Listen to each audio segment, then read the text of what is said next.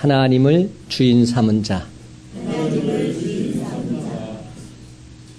여러분, 집은 가족들이 모여서 행복하게 살아가는 유일한 보금자리이지요. 그래서 사람들은 집을 지으면서 될 수 있으면 크게 지으려 하고 아름답고 생활하기에 편리하도록 집을 지으려고 합니다. 그러나 여러분, 크고 아름다운 집이 반드시 좋은 것은 아닙니다.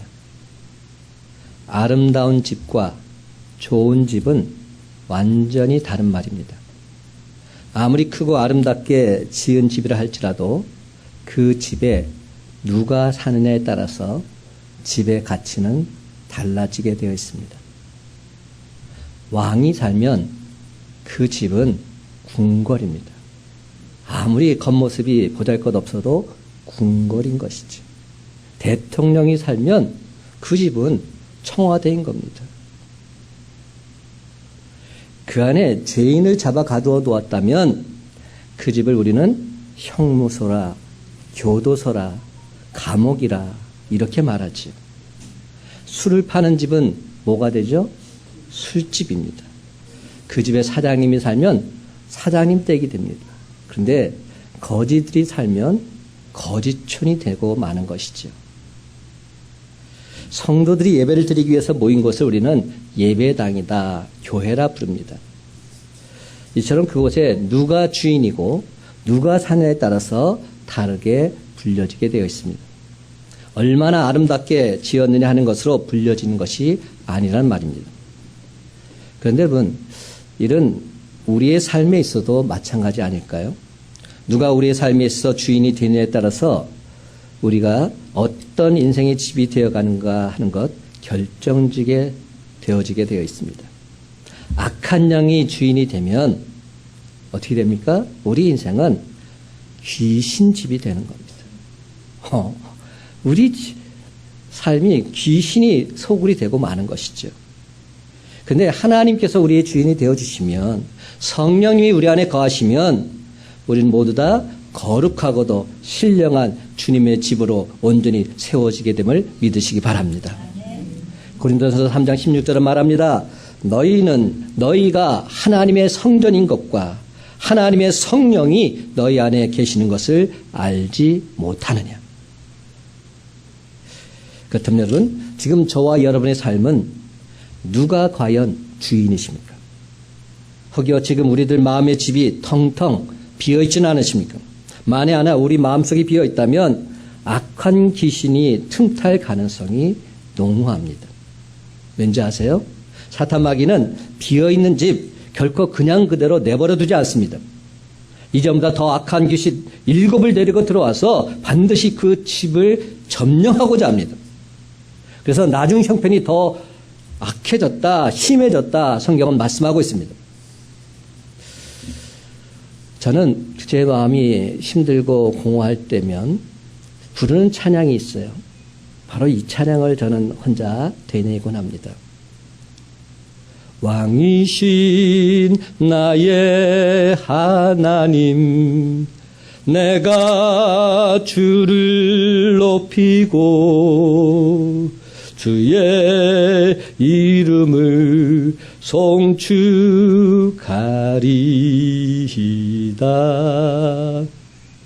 저는 이 찬양을 계속적으로 되뇌입니다. 왕이신 나의 하나님, 내가 주를 높이고 송축하겠습니다. 주님, 내 안에 자적해 주옵소서. 이 찬양을 계속 부르다 보면 어느덧 내 마음속에 왕이신 나의 주, 나의 하나님으로 가득 차 있음을 체험하게 됩니다. 그리고 다시 힘을 얻고 담대히 나아가게 되는 것이죠. 그래서 여러분, 오로지 예수 그리스도의 마음을 품고서 성령의 인도하심 따라 왕이신 나의 주, 나의 하나님을 찬양하면서 온 세상을 향해 담대히 나아가는 저와 여러분의 삶이 다 되시기를 주님의 이름으로 간절히 축원합니다. 여러분, 저는 지난 금요일 밤에 여기 금요기대를 마치고서 한 10시 반, 11시 넘어서 경기도 양평을 다녀왔습니다. 경기도 양평에 있는 그 예영원이라고 기도원을 다녀왔습니다. 1박 2일 동안 기도 모임을 갔다 왔는데요. 거기에는 이름 그대로 예수 영성을 본받고자 목회를 은퇴하신 후에 그곳에 거룩한 처소를 짓고 살고 계신 세 분의 목사님이 계십니다. 가족이 세 분인데요. 세 분 다 목사님이에요. 남편도 목사님, 아내도 목사님, 딸도 목사님. 가족 모두가 다 목사님이에요. 참으로 놀랍지 않아요? 근데 이분들이 처음부터 목회의 길로 들어선 것은 아니었습니다. 남편이신 백남철 목사님은 공군사관학교를 나왔어요. 그리고 파일럿 아시잖아요. 전투기 조종사였어요. 그리고 공군대학에서 교수로 재직하셨던 그런 분이세요. 아내인 박정자 목사님은 지금 70이 훨씬 넘었는데 고대 경영학과를 나왔어요. 할머니인데 그 당시 고대 경영학교 나올 정도면 대단한 엘리트입니다. 그리고 선생님으로 재직하고 계셨죠. 그리고 딸이 하나 있었어요. 외동딸인데 그 외동딸이 얼마나 공부를 잘했겠어요. 공부도 잘하고 그 고등학교 때 사진을 저한테 보여주는데 너무 예쁜 거예요. 그런 딸 아침에 학교에 발에다 주기 위해서 차를 몰고 가다가 한강대교에서 그만 대형 교통사고를 당한 겁니다. 그래서 순식간에 교통사고가 나타나서 결국 그 딸은 의식불명 상태가 된 거죠. 그 상태로 무려 72일 동안 식물인간으로 살았습니다. 그러다 하나님의 전적인 은혜로 깨어나게 되었죠. 그리고 그 이후로 그 가정은 180도 달라졌습니다. 두 분 다 주의 종이 되겠다 서원하고 목회의 길로 들어서게 된 겁니다. 그런데도 그 딸은 차도가 별로 없었어요. 머리를 다쳐가지고 모든 기능이 다 마비된 상태입니다. 근데 기도하면서 하나님께 간절히 나아갈 때 하나님의 은혜를 체험하게 되었지요. 그 목사님께서 항상 설교하실 때 전 지금도 기억합니다. 예수 십자가, 예수 그리스도의 십자가 보혈로 인해서 우리는 승리할 것이다. 그리고 우리에게는 부활의 소망이 있지 않느냐. 그 말씀을 선포할 때마다 저는 얼마나 가슴이 뜨거워졌는지 몰라요. 근데 안타까운 사실은 일반 교인들은 별로 그걸 안 좋아하더라고요. 목사님이 예수 십자가 부활 선포하면 아멘 이렇게 나가야 되는데 왜 목사님 맨날 그 설교만 하시냐고. 왜 맨날 십자가 설교만 하시냐고. 그런 얘기를 하시는 거예요. 저는 참 안타까웠어요. 그럼에도 불구하고 예수 십자가 부활 선포하면서 그렇게 사셨지요. 근데 이번에 갔을 때 그 목사님으로부터 깊은 소식을 제가 듣게 되었어요. 딸 채윤 목사가 교통사고 후유증으로 뇌 기능이 손상되어서 20여 년 동안 걷지를 못했는데 지난주에 서울대 병원에서 하나님의 은혜로 수술을 받고 수술 결과가 매우 좋게 나타났다는 겁니다. 그리고 그 의사로부터 이제는 걸을 수 있습니다. 이런 얘기를 들었대요. 이제는 걸을 수 있습니다. 지금 재활치료만 잘 마치면 걸을 수 있습니다. 20몇 년 동안 걷지 못했던 그런 삶인데 걸을 수 있다. 제가 가서 그 딸 목사 발에 손을 얹고 기도했는데요. 간절히 기도하고 나서 그 엄마 목사가 그러더라고요. 채은 목사 발가락 한번 움직여봐. 그때 발가락을 탁탁 움직이는 거예요. 전혀 무감각했던 그 발가락이 움직이는 거예요. 딸의 교통사고 후에 20여 년 동안을 목회에 올인하면서 예수 십자가, 예수 부활만을 전하고 살았던 이 가정에 하나님께서 놀라운 기적을 베풀어 주신 줄 믿으시기 바랍니다. 근데 그 순간 저의 멘토 목사님이신 백남철 목사님께서 저에게 이렇게 말씀하시는 거예요. 이대성 목사, 목회하느라 많이 힘들지? 너무 힘들어하지 마. 참된 행복이 뭔지 알아? 주님과 동행하는 삶이야. 주님이 내 안에, 내가 주님 안에 있으면 되는 거야. 이게 진짜야. 주님이 내 삶의 주인이신데 도대체 뭔 걱정이야?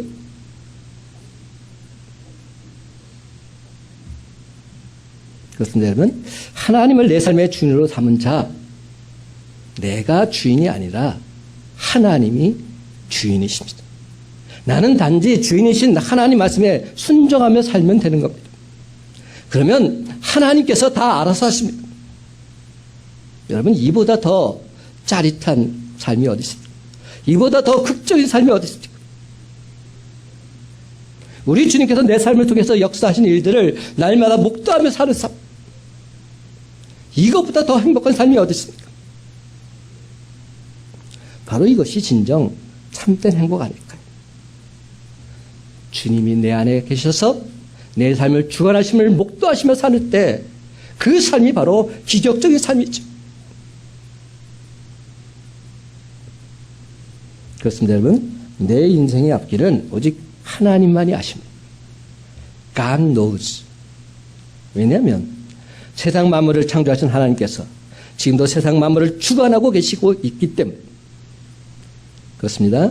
만주의 주, 만왕의 왕이신 바로 그 하나님께서 우리 인생의 앞길을 온전히 책임져 줄 믿고서 주님을 모시고 살아가는 저와 여러분의 복된 삶이 다 되시기를 예수님의 이름으로 간절히 축원합니다. 제일 첫 번째로 하나님이 열어주셔야 한다는 겁니다. 하나님이 열어주시면 된다는 겁니다.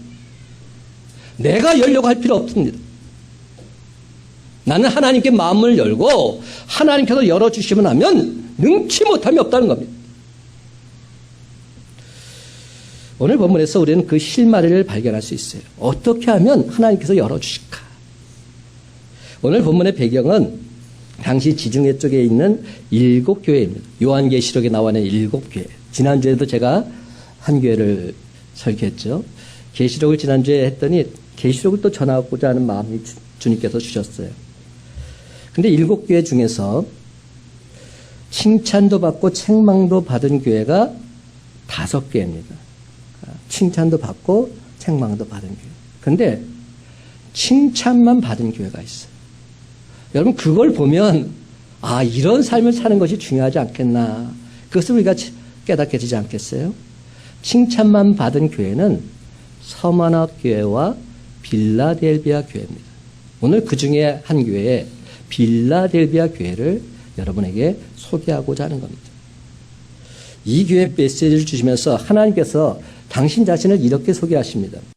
7절 말씀 다 같이 함께 읽어봅시다. 7절 시작. 빌라델비아 교회의 사자에게 편지하라. 거룩하고 진실하사 다윗의 열쇠를 가지시니 곧 열면 닫을 사람이 없고 닫으면 열 사람이 없는 그가 이르시되 아멘. 사랑하는 성도 여러분, 우리가 믿는 하나님은 다윗의 열쇠를 가지신 분이시다 말씀합니다. 그렇기 때문에 하나님께서 열면 닫을 사람이 없고 하나님께서 닫으면 열 사람이 없다는 겁니다. 하나님이 열었는데 어찌 인간이 닫을 수 있겠습니까? 그렇습니다. 하나님께서 열어주셔야 하는 것입니다. 여러분이 애타게 몸부림친다고 해서 열리는 거 아닙니다. 그러다 안 되면 병만 없고 성질만 더 더러워집니다. 화만 납니다. 왜 하나님이 이러십니까? 하나님께서 열어주셔야 하는 겁니다. 이처럼 다윗의 열쇠를 가지신 하나님께서 우리에게 뭐라고 말씀하십니까? 8절 상반절 보면 이런 말씀합니다. 볼지어다 내가 내 앞에 열린 문을 두었으되 능히 닫을 사람이 없으리라. 하나님께서 축복의 문을 열어놓았으니까 받으라는 겁니다. 이 축복의 문으로 들어오라는 겁니다. 마치 하늘나라 근거문을 활짝 열어놓았으니 마음껏 와서 가져가라는 겁니다.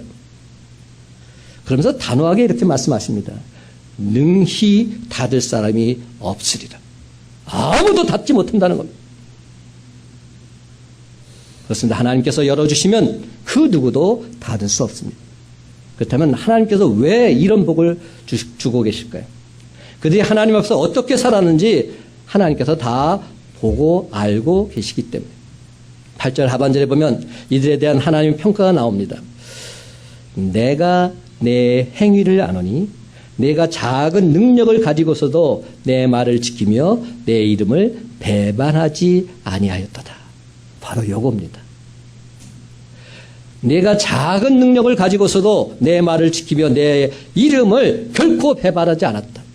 그러니 내가 너를 들어서 당신의 축복을 부어주시겠다.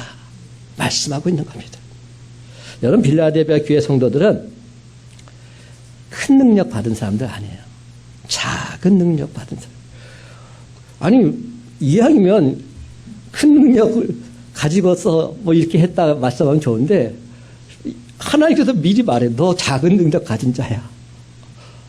그렇게 말씀하는 겁니다. 그런데도 내 말을 지켰고 내 이름을 배반하지 않았다. 그러니 내가 너를 들어 축복하겠다. 이렇게 말씀하고 계신 겁니다. 그들은 작은 능력을 가졌음에도 하나님 앞에서 신실했습니다. 대충 산 것이 아닙니다. 능력은 작았지만 하나님 말씀을 끝까지 지키며 살려고 애썼습니다. 여러분, 능력이 작은데 하나님 말씀대로 살려고 하니까 더 힘들지 않겠습니까? 내가 모든 걸 다 할 수 있다면 오히려 더 쉽지요. 근데 모든 걸 할 수가 없어요. 주일날 교회 나올래도 직장에 매여 있고 여러 가지들이 매여 있어서 할 수가 없고, 말씀을 읽으려도 기도하려도 시간적 여유가 없어요. 그런데도 하나님 말씀대로 살고자 애썼다는 것. 그것을 하나님께서 귀히 보고 계신 겁니다. 그들은 포기하지 않았습니다. 하나님 이름을 배반하지 않았습니다. 하지만 이 세상에는 많이 받고도 큰 능력을 가지고서도 상황이 어려우면 하나님 말씀을 저버리는 사람 얼마나 많은지 모릅니다. 하나님이 밥 먹여주냐 이러면서 미련 없이 세상과 타협하고 돌아서는 사람들 참으로 많이 있습니다. 그들이 능력이 작아서가 아닙니다. 비교해보면 남보다 더 많이 받았고 더 많이 하나님께서 주셨습니다. 그런데도 그들은 믿음으로 살지 않습니다. 상황 따라 형편 따라 적당히 타협하면서 살아갑니다. 다른 사람들 모릅니다. 그러나 하나님께서 아십니다. 그리고 나 자신이 압니다. 내가 어떻게 신앙생활하고 있는지. 그럴진데 어찌 하나님께서 이런 사람들에게 축복의 문을 열어주시겠습니까?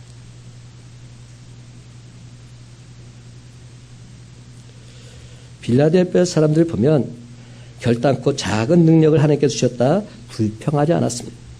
그렇다고 해서 이들은 하나님을 위해서 무슨 큰 일을 한 것도 아닙니다. 능력이 작아서 할 수도 없어요. 그들이 한 것이 뭔지 아세요? 하나님 말씀을 지키며 살았어요. 그리고 하나님 이름을 내가 결단코 배반하지 않겠다. 이런 확신 갖고 살았어요. 근데 여러분, 이거는 신앙생활하는 사람이라면 누구나가 다 할 수 있는 일입니다. 하나님 말씀을 지키고 내쓰는 삶 할 수 있잖아요. 그리고 하나님 이름 배반하지 않는 삶 할 수 있잖아요.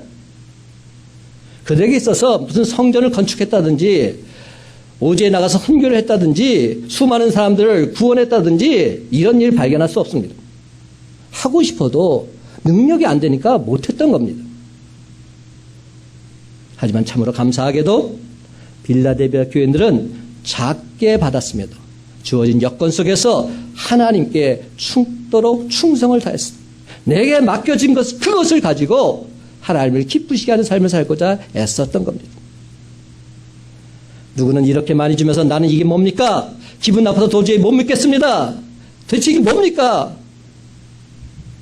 그렇게 하나님을 향해서 원망하고 불평하면서 대충 신앙생활한 것 아닙니다. 작으면 작은 대로 충성을 다했습니다. 그랬더니 하나님께서 하늘문을 여시고 복을 쏟아부어 주시겠다 작정하고 계신 겁니다. 7개 중에서 가장 큰 교회는 에베소 교회입니다. 에베소 교회는 많이 받았지요. 그리고 세상적인 큰 일도 많이 했습니다. 빌라델비아 교회는 전혀 비교조차 할 수 없는 그런 큰 교회입니다.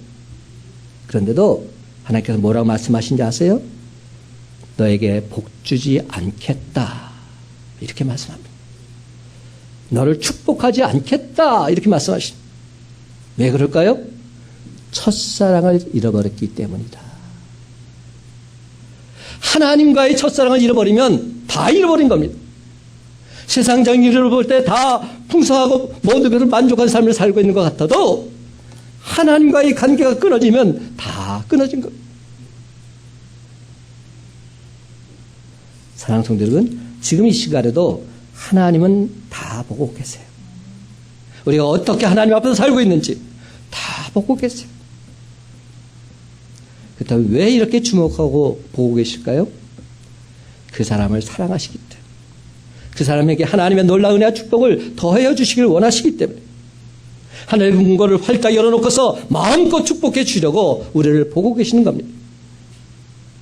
그렇습니다. 하나님께서는 지금 이 순간에도 하늘의 문, 인생의 문, 축복의 문을 열어주고 싶어 하십니다. 참 좋으신 하나님께서 왜 우리에게 복 주시기를 기뻐하지 않으시겠습니까?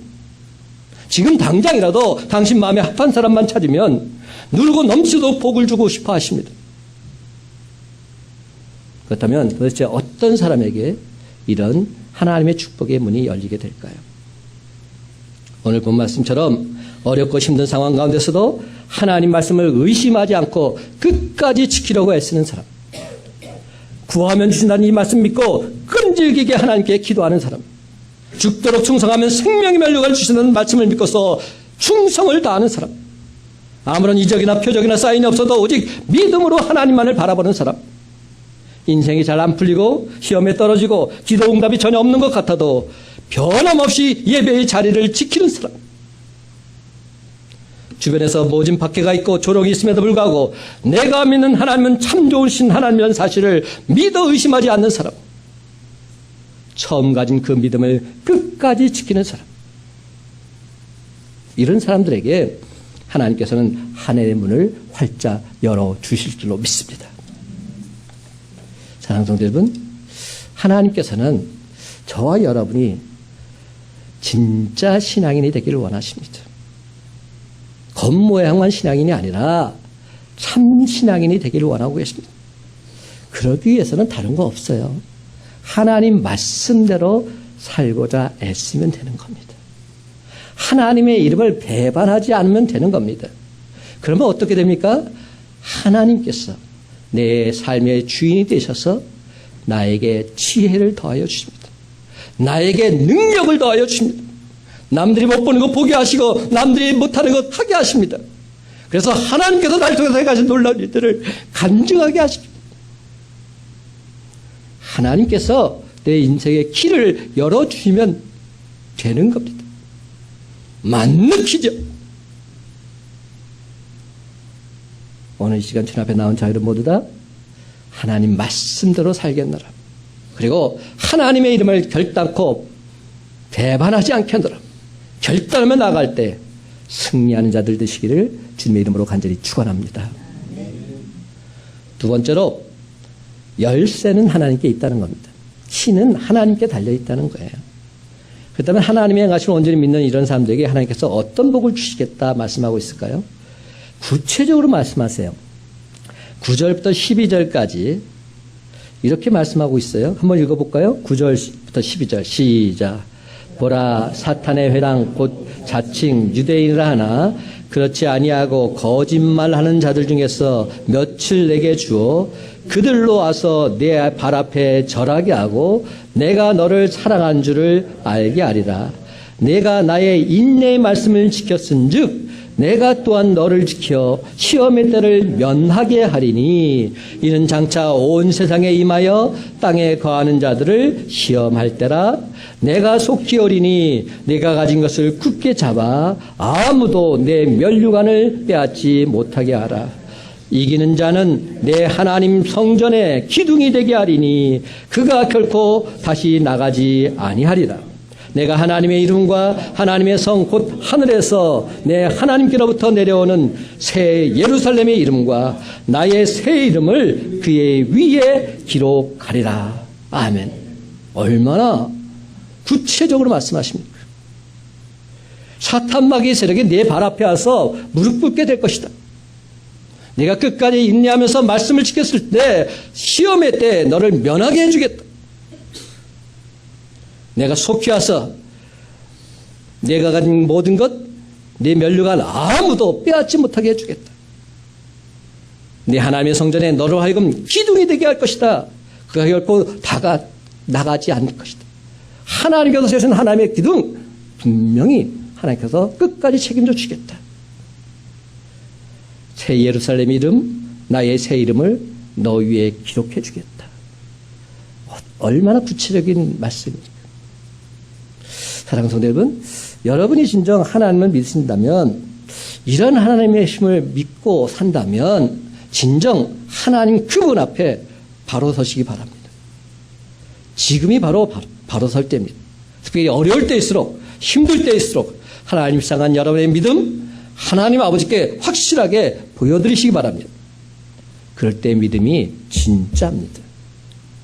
그게 진짜 믿음인 겁니다. 잘 나갈 때 믿는 건 그건 믿음 아닙니다. 누구나 다 할 수 있습니다. 힘들고 어려울 때 하나님의 힘을 의심하지 않고 끝까지 믿고 나가는 삶, 이게 진짜입니다. 여러분, 지금 당장 어려운 것은 장차 하나님께서 우리에게 복 주시려고 준비 중이시기 때문에. 근데 이를 모르는 사람이 너무나도 많아요. 참으로 안타깝습니다. 조금만 믿음으로 바로 서면 바로 저 앞에 축복의 문이 열려 있는데 고지가 바로 저긴데 그만 중도에서 포기하는 사람들 너무나도 많습니다. 왜 그들 눈에는 안 보이는지 모르겠어요.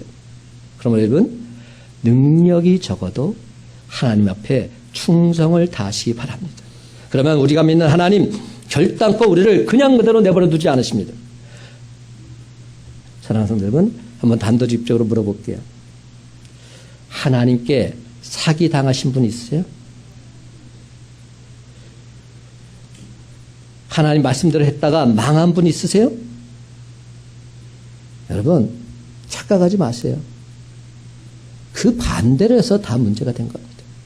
하나님 말씀대로 살면 되는데 살다가 어긋났기 때문에. 하나님 말씀대로 준행하면 되는데 준행하다가 내 생각대로 방향을 바꾸었기 때문에. 그래서 다 문제가 된 겁니다. 하나님과 반대로 살았기 때문에 문제가 발생한 것이지, 하나님 말씀대로 준행했는데도 그랬는데도 이렇게 잘못됐습니다. 아니요. 그건 잘못된 게 아니에요. 잘된 겁니다. 그것을 통해서 하나님의 역사하심이 반드시 있기 때문에 어떤 상황에 처했다 할지라도 하나님 말씀대로 준행하는 삶을 사는 자 하나님께서 끝까지 책임져 주십니다. 반드시 인도해 주십니다. 왜냐하면 우리가 믿는 하나님은 신실하신 분이시기 때문에, 거짓이 없으신 분이시기 때문에 우리를 결단코 속이지 않으십니다. 우리에게 거짓말하지 않으십니다. 그런 사랑하는 성도 여러분, 지금까지 내 삶을 인도하신 하나님께서 앞으로의 내 삶도 온전히 인도해 주실 줄 믿고서 언제 어디서 무슨 일을 만나든지 범사에 하나님께 감사드리는 저와 여러분의 삶이 다 되시기를 주님의 이름으로 간절히 축원합니다. 여러분, 한 가지 물어볼게요. 여러분들 집에 들어갈 때 뭐부터 먼저 열고 들어가죠? 대문부터 열고 들어가요? 그렇죠. 현관 대문부터 열고 들어가죠. 방문부터 열고 들어가는 사람 없죠? 들어가려면 대문을 열어야 방문을 열 수 있지 않습니까? 제가 당연한 질문을 해서 좀 이상하다 생각할 수 있지만 그거 당연한 거예요. 근데 도둑놈은 그렇게 안 해요. 대문부터 안 들어가요. 떳떳하게 대문으로 안 들어가요. 어딘가 옆문으로 들어가야 돼. 아니면 뒷문으로 들어가든지 보이지 않는 그곳을 파고들어서 들어갑니다. 여러분, 대문이 잠겨 있는데 방문부터 여는 사람, 창문부터 여는 사람 도둑놈이에요. 신앙생활도 똑같아요. 신앙생활도 우리는 지금 잘못된 신앙생활을 자꾸 하는 거예요. 아니, 대문부터 열어서 주님을 만나는 삶이 우선인데 그건 내버려 두고 주님 내게 이것 주세요, 저것 주세요. 내 필요만 요구하고 있어요. 대문 먼저 열고 들어가야 방문도 열습니다. 대문 먼저 열고 들어가야 그 대문을 주관하신 주님께서 방문의 키도 열게 해주는 겁니다. 그러므로 우리가 세 번째로 제가 여러분과 함께 나누고 싶은 메시지는 하나님을 찾는 것이 먼저라는 겁니다. 하나님을 찾는 삶이 먼저입니다. 교회에 나와서 하나님을 찾는 것, 이것이 먼저라는 겁니다. 여러분, 이 시간 혹시 내 인생 어지간히도 안 풀린다 생각하시는 분 계십니까? 정말 잘 될 것 같으면서도 이 생활이 많지 너무나도 잘 안 되십니까? 그렇다면 문제가 있는 겁니다. 내가 먼저 하나님 그분께 마음문을 열었는지 그걸 먼저 확인할 필요가 있습니다. 하나님과 나 사이에 커다란 대문이 콱 막혀 있는데 어떻게 하나님께서 우리에게 들어오시겠습니까? 내가 먼저 하나님을 향한 마음문을 열어야 하나님께서도 들어오실 수 있는 것이죠. 하나님의 축복은 절대로 뒷문으로 들어오지 않습니다. 그러면 여러분, 거기 하나님을 향한 여러분의 마음문은 열지도 않으면서 하나님을 온전히 믿지도 않으면서 내게도 하나님의 축복을 허락해달라고, 내 인생도 좀 풀리게 해달라고 이렇게 간구하거나 어리석은 자가 여러분 중에 계십니까? 이거는 잘못된 간구입니다. 여러분들, 우리가 친구들 방문할 때 요즘에 그 한 끼 줍시라는 프로그램 보면 그런 게 있잖아요. 초인종 누르잖아요. 근데 초인종을 누르면 계속 눌러요. 근데 반응이 없어요. 그러면 어떻게, 무슨 얘기입니까? 이게 안에 사람이 없다는 겁니다. 그러니까 다른 데로 갈 수밖에 없어요. 하나님께서도 그렇다는 겁니다. 하나님은 우리에게 자신을 무조건 받아들이도록 강요하지 않으십니다. 우리가 싫다는 듯 막무가내로 쳐들어오시는 그런 분이 아니십니다. 그렇습니다. 하나님은 우리의 삶에 침범에 들어오지 않으십니다. 대신 하나님은 어떻게 하신지 아세요? 놓고 하세요. 문 밖에서 똑똑똑 계속 놓고 하세요. 그리고는 기다리고 계십니다. 문을 열어주기를. 그렇습니다, 여러분. 우리가 우리의 삶의 문을 열고서 하나님을 내 삶의 주인으로 모셔드리게 되면 하나님 기꺼이 내 안으로 들어오셔서 영원토록 우리 곁에 머물러 주시고 놀라운 일을 행하여 주시겠다 약속하고 있습니다. 사랑하는 성도 여러분, 하나님은 오늘도 여전히 여러분 마음 문 밖에서 녹화하고 계십니다. 그러므로 하나님께서 돌아서시기 전에 어서 여러분의 마음문을 하나님 그분께 활짝 열어 젖히시기 바랍니다. 하나님 그분을 받아들이시기 바랍니다. 20절 말씀이 바로 그런 말씀이에요. 우리가 잘 아는 말씀 함께 읽어봅시다. 20절 시작. 볼지어다 내가 문 밖에 서서 두드리노니 누구든지 내 음성을 듣고 문을 열면 내가 그에게로 들어가 그와 더불어 먹고 그는 나와 더불어 먹으리라. 아멘. 우리가 이 말씀 너무 잘 알잖아요. 볼지어다 내가 문 밖에 서서 뭐 한다고요? 두드리노니 누구든지 내 음성을 듣고 문을 열면 내가 그에게로 들어가 그와 더불어 먹고 그는 나와 더불어 먹으리라. 그런데 여러분, 아직까지도 많은 사람들 하나님께 구하기만 해요. 하나님 무엇 좀 해주세요. 입술로는 하나님을 향해서 간구하며 있으면서도 여전히 하나님은 내가 필요한 것을 얻게 해주는 나의 하수인이에요. 저는 이 장면을 항상 보면서 안타까워요. 많은 성도들이 기도하면서 주님 내 기도를 들어 응답해 주실 줄 믿습니다. 입술은 고백해요. 근데 실상은 어떤지 아세요? 주님한테 지금 명령하는 거예요. 내 기도 들어줘. 왜 안 들어줘? 들어달라니까? 안 들어주면 나 안 믿을 거야. 지금 이러고 있는 겁니다. 여러분, 여러분의 기도를 한번 돌이켜보세요. 어떻게 기도하고 계세요? 주님, 입술은 공손하게 기도하죠. 들어주실 줄로 믿습니다. 아멘, 아멘. 근데 실상은 협박하는 겁니다. 안 들어주면 안 믿는다니까? 이러고 있는 겁니다. 지금 예수 그리스도를 나의 주인으로 모신 삶이 아니죠. 하나님 아버지를 나의 주인으로 모신 삶이 아니죠. 반대가 되어 있는 겁니다. 그러다 보니까 우리는 하나님 그분을 뜨겁게 사랑하지 않아요. 하나님 그분을 온전히 찾지도 않아요. 내가 필요할 때만 하나님, 주님 이렇게 외치고 살아요. 그 대신에 내가 바라는 게 뭔지 아세요? 하나님의 손에 있는 것만 바라요. 하나님께서 행하실 놀라운 일들만 원해요. 내가 신앙생활에서 원하는 것은 뭐냐? 주님께서 베푸신 기적, 능력 이런 것만 바라요. 주님 그분을 구하지 않아요. 주님 그분을 만나지 않아요. 그러니까 그런 신앙 무너질 수밖에 없는 거죠. 그러니까 조그만 시험을 당해도 환난을 당해도 넘어질 수밖에 없는 것이죠. 근데 여러분 이것은 하나님을 믿는 신자의 삶 아닙니다. 참으로 안타깝게도 우리는 하나님 그분을 찾는 것이 아니라 내가 필요로 하는 것을 얻기 위해서 하나님 그분을 지금 도구로 이용하고 있어요. 제가 너무 오늘 심하게 말했나요? 아니에요. 저도 그렇더라고요. 저도 기도할 때 보면 내가 원하는 것만 구하고 있어요. 그렇게 계속 하나님께서 안 들어주신다고 땡깡 부리고 있어요. 오늘 이 시간 저에게 주신 하나님의 음성이 이겁니다.